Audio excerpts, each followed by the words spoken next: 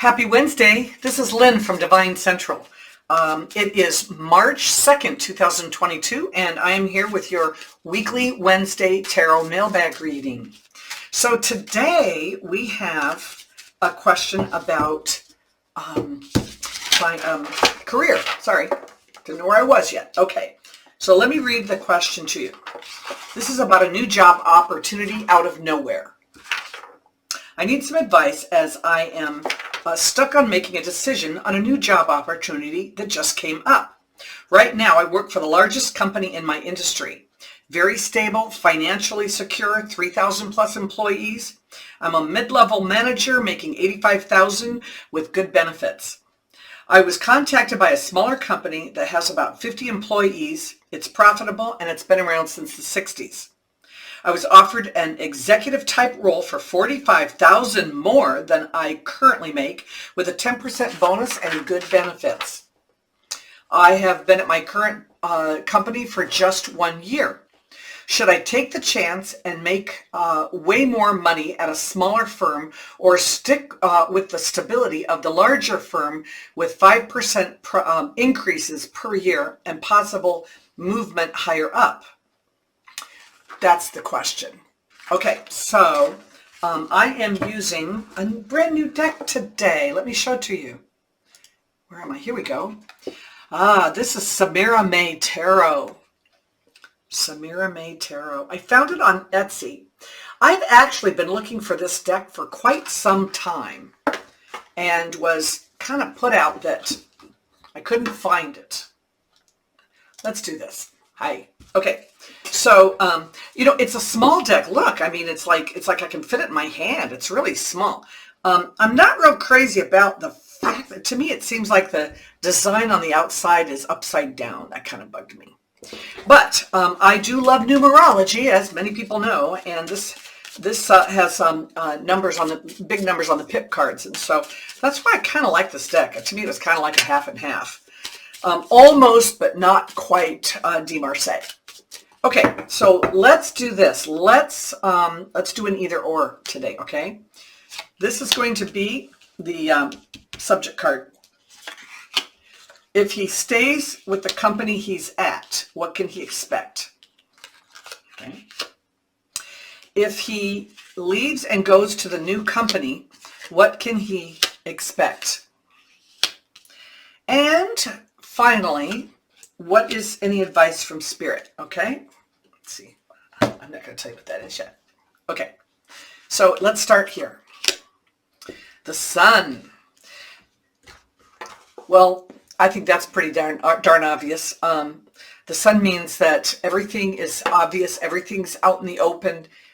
He has these wonderful prospects. It doesn't really matter, I don't think, which way he goes. We'll find out. But I think that the Sun says that he just has all kinds of lovely prospects in his life. And how lucky is he to have the Sun? Now, if he were to stay on his job, if he were to leave the job, I'm going to flip them both over right now just because I want to see what's going on. All right, so let's look at this. We have a Six of Pentacles. We have the Strength card. Sometimes my camera gets fuzzy. Strength card. And then we have the Two of Swords. Okay. So,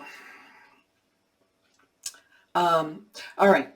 So, you know what? Right now it's really obvious that, to me, the Six of Pentacles is about, everybody says it's about gratitude, it's about giving, it's about contributions and charity. But to me, it's always been about the imbalance in a relationship. You know what I'm saying? It's like the typical Rider-Waite card has, a businessman standing over paupers who are asking for, a handout. And right now, I think this is a very good sign that it's always going to be an imbalance in the relationship. I think he'll always be an underling at this company. I don't think that, I think that there is room for possible advancement, but I don't know if it's going to be enough to to offset the option of leaving and truly having a say in what goes on in the company. So I think that it's great to be able to hand out and always have what you need. But on the other hand, there's something to be said for being your own man and being able to set your own destiny. You know what I'm saying? So, okay. Sorry, I had to look for that. All right, strength. I think that there is definitely strength within this company. I think that it's got very long tentacles, and he could be tethered to this company for a long time.